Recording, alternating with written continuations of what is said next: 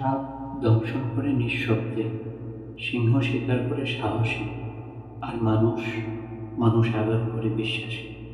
এই আঘাত সাপের বিষের চেয়েও বিষাক্ত, আর সিংহের থাবার চেয়েও ভয়ঙ্কর।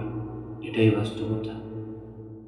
বিশ্বাস শব্দটা খুবই ছোট, যা পড়তে হয়তো 1 সেকেন্ড সময় লাগে, বুঝতে কয়েক মিনিট লাগে, আর বোঝাতে পুরোটা জীবন লাগে। আর সেই বিশ্বাসটা ভাঙতে একটা মুহূর্তই যথেষ্ট। তাই কখনো কাউকে অন্ধের মতো বিশ্বাস করে নিজের ভালো থাকাটা নষ্ট করবেন না। অন্ধভাবে কাউকে বিশ্বাস করলে হয়তো জীবনে চলার পথে সব থেকে বড় ভুল হতে পারে। মনে রাখবেন, সবাই কিন্তু বিশ্বাসের যোগ্য না। একটা সময় পর মানুষ ঠিকই বুঝিয়ে দিবে যে দিন শেষে আপনি নিজেই নিজের ভালো থাকার কারণ, অন্য কেউ আপনার ভালো থাকার কারণ হবে না।